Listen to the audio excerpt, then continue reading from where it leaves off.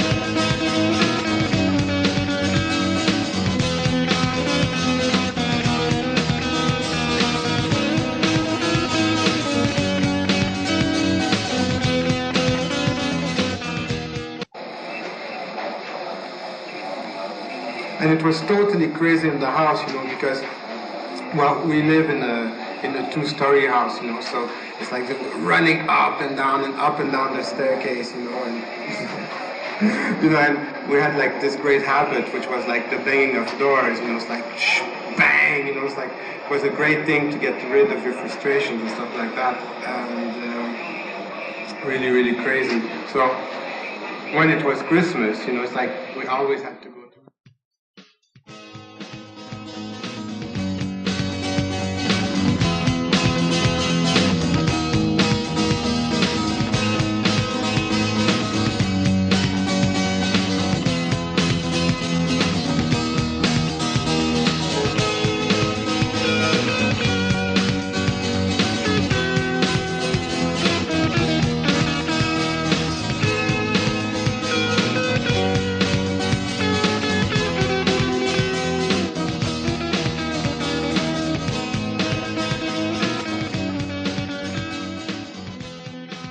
Je suis en présence de Guy Giard, artiste. Bonjour. Bonjour Anne-Marie.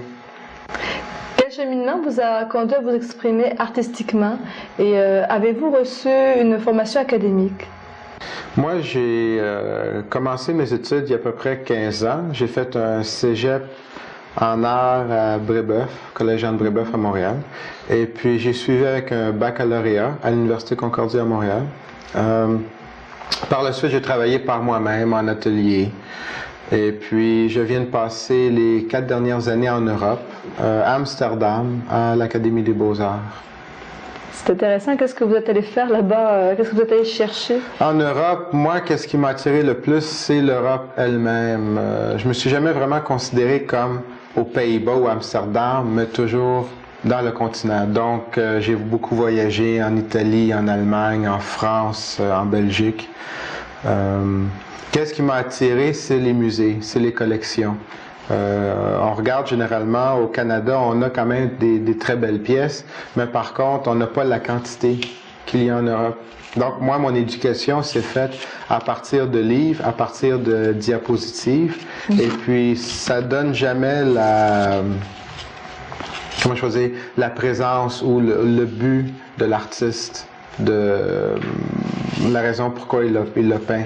Donc, moi, l'Europe, c'était une chance d'être en contact avec les œuvres. Et puis, c'est de mon expérience là-bas, c'est ça qui m'a appris le plus. Avez-vous déjà exposé? Oui, j'ai, à travers les années, disons régulièrement, peut-être une fois par année, dans différentes galeries à Montréal. Et puis en Europe, les 4 années que j'étais là, j'exposais aussi régulièrement. J'ai remarqué, en tout cas dans votre travail, qu'initialement, vous faisiez beaucoup de peinture dans des grands formats. En tout cas, au niveau de vos toiles n'étaient pas petites, là, c'était vraiment assez imposant comme dimension. Mais actuellement, votre expression sort plutôt des cadres. En tout cas, ça va jusqu'à prendre tout l'espace, mettons, de la galerie où vous allez exposer. Et qu'est-ce qui vous stimule à vous exprimer de cette façon-là actuellement? Moi, auparavant, je faisais de la peinture. Donc, c'était acrylique sur papier, de l'huile sur toile, beaucoup de dessins, pastel à l'huile, des formats assez dans les 8 pieds, 9 pieds, souvent. Et puis, toujours rester dans le figuratif. Ma démarche a été une où j'ai eu beaucoup d'expérimentation. Puis finalement, qu'est-ce que le public voit généralement de mon travail est pris avec un certain recul. Donc, il y a une sélection qui s'est faite. Donc, tout le côté expérimental n'est généralement pas montré.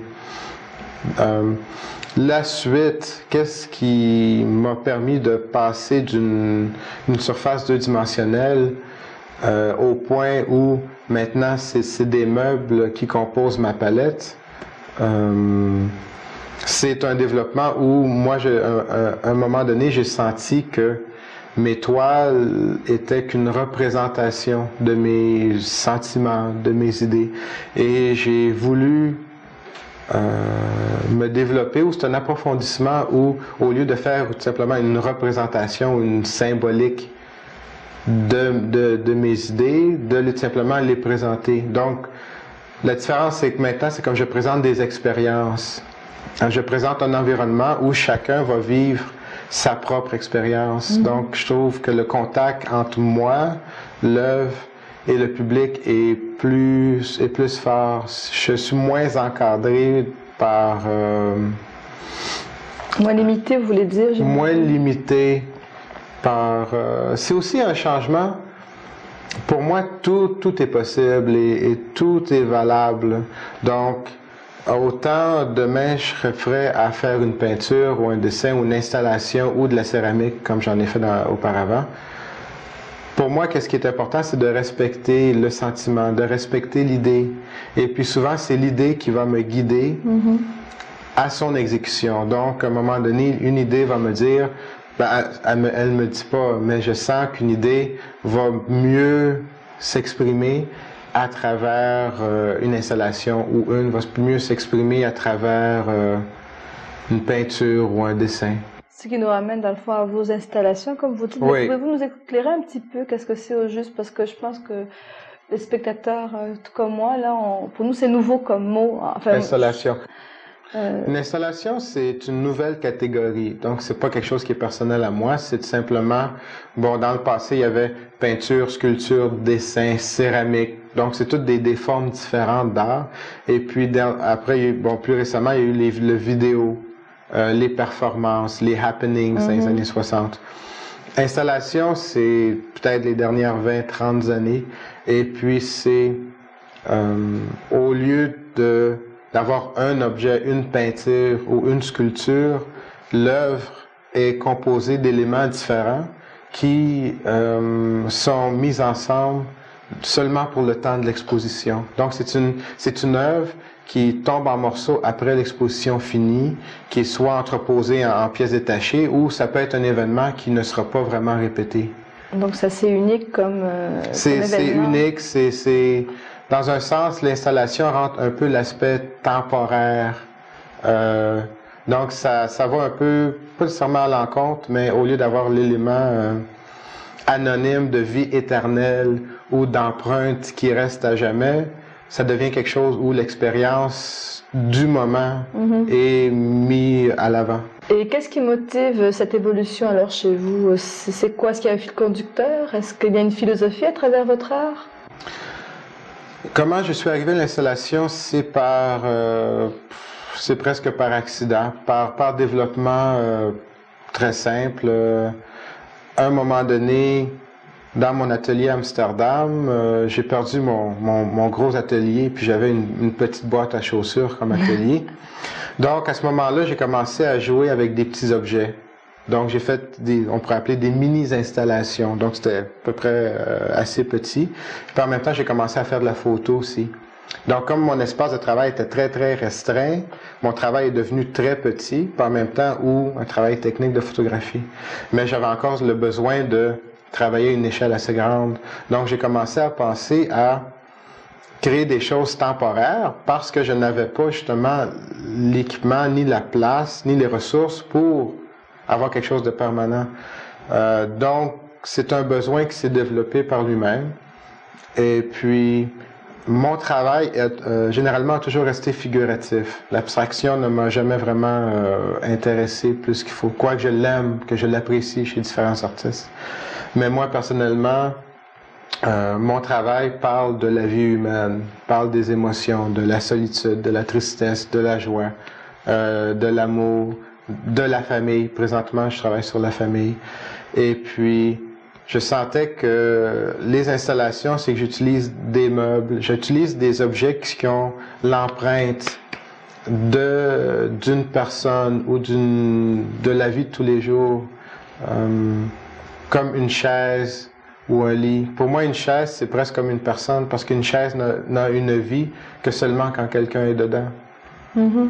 Sinon, après, ben, c'est des éléments qui sont même pas à l'échelle humaine, mais qui sont directement reliés à la personne humaine. C'est intéressant. Qu'est-ce qui influence justement vos créations? Et puis, est-ce qu'il existe un fil conducteur ou bien une philosophie, je ne sais pas, à travers vos œuvres? Je vous pose plusieurs questions là. Oui, ben c'est un peu difficile mes influences. Moi, ma philosophie de base, c'est que c'est pas avec de l'art qu'on fait de l'art. Donc pour moi, l'art c'est quelque chose qu'on aime, qu'on apprécie, mais c'est pas une source pour mon travail. Mm-hmm. C'est comme on ne sert pas d'un gâteau aux carottes pour faire un gâteau aux carottes. Mais je veux dire, on va prendre des œufs, puis de la farine et du lait, et puis à la fin, on a un gâteau aux carottes. Donc, pour moi, c'est bien d'apprécier, de regarder, de voir le plus de choses possible. Mais pour moi, une œuvre d'art va avoir autant de valeur que la robe que ma mère a tricotée ou elle a mis ensemble, ou le repas que quelqu'un me fait, ou juste me promener dans la nature et puis regarder, je sais pas moi, un petit écureuil se promener. C'est tous des éléments de la vie qui nous influencent, puis qui soit vont nous amener de la joie, ou soit qui vont nous amener de la tristesse. Mon influence, c'est d'être conscient de ce qui se passe à l'intérieur de moi, et en même temps, en écoutant les gens autour de moi, d'essayer de comprendre les autres.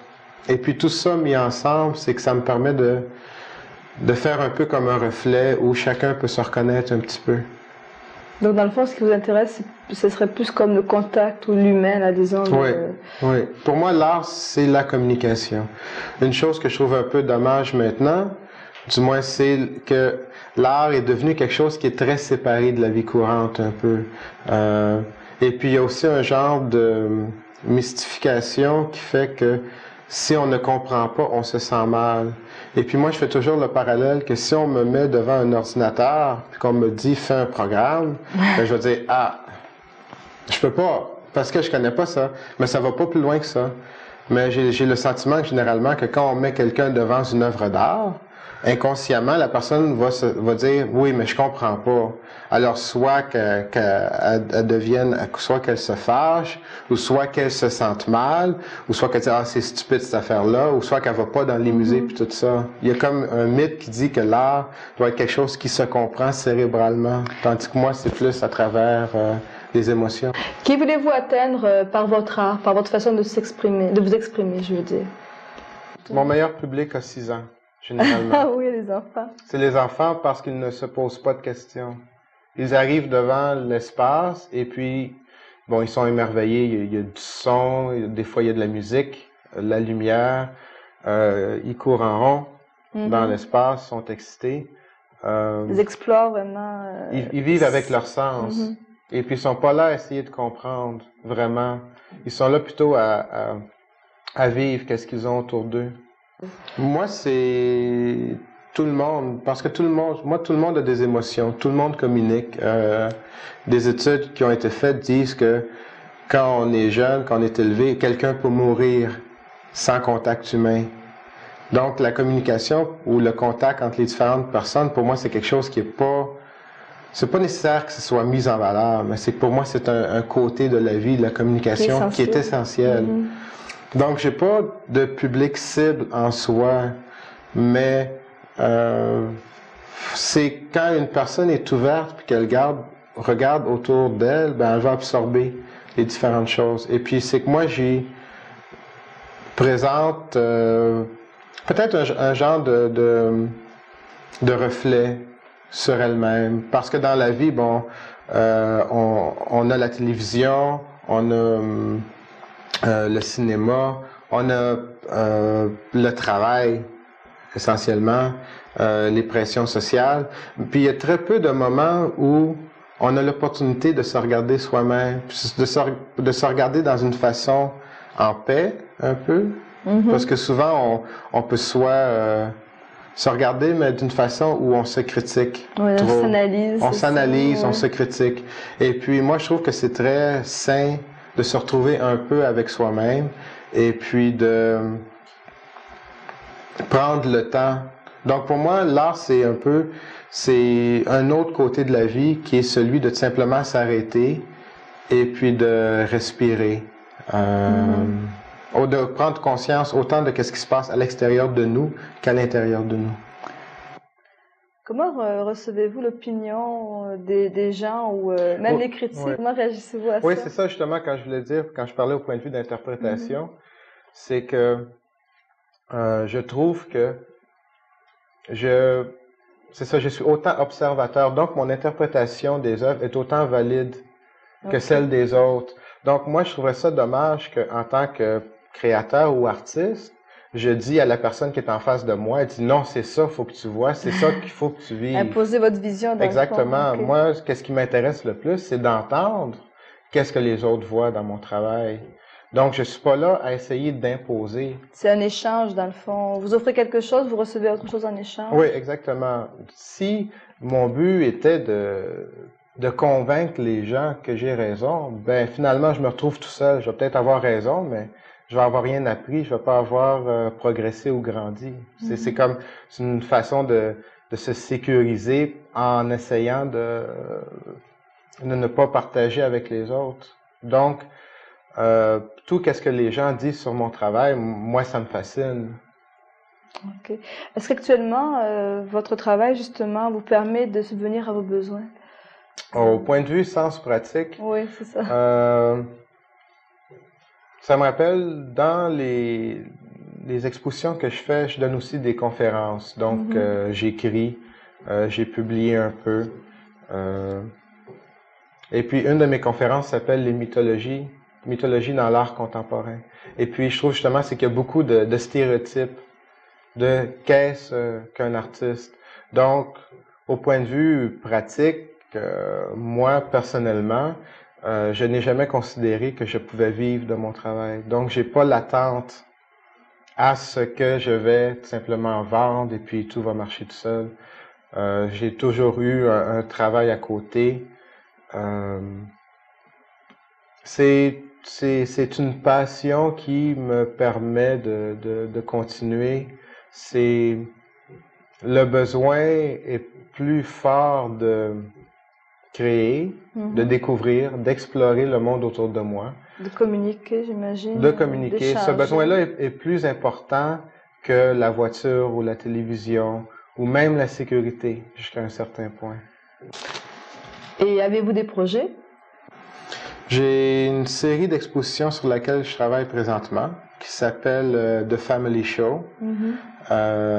C'est une exposition qui me mène dans différentes villes canadiennes en 4 volets qui sont Regina, Windsor, Peterborough et Montréal. Une exposition qui est composée de différentes installations qui sont tous recréées sur place. Donc, quand je voyage, je n'ai seulement qu'une petite valise et puis je retrouve mes éléments. À chaque fois, je recrée des pièces, j'en rajoute, j'en enlève. Et puis, je donne aussi des conférences lors de ces expositions-là qui sont ouvertes à tout le monde, au public. Conférences sur mon travail et puis sur mes idées. Et puis en mars 92, je vais être à Montréal du 7 au 29 mars à la Galerie d'Art d'Art sur Sherbrooke. C'est le show de famille CHAUD, suite et fin. Chaud parce que c'est la chaleur humaine, mais aussi chaud par la friction. Ah oui, c'est vrai, dans les familles, qu'on a dans les familles. Étincelles, des fois. Oui. Alors, je lance une invitation à tous nos téléspectateurs d'aller en exploration, d'aller rencontrer un petit peu votre imaginaire aussi. Alors, c'est pour le mois de mars? C'est le 7 mars, le vernissage. Tout le monde est le bienvenu. Il y a aucune... vous n'avez pas besoin de vous inquiéter comment vous habiller, parce que généralement, ça c'est une autre mythologie, comment s'habiller et quoi dire. Mais tout le monde est invité dans l'après-midi vers 2 heures, samedi le 7 mars. À Montréal? À Montréal, d'art sur Sherbrooke. Je vous remercie beaucoup, Guy. Merci beaucoup. À la prochaine.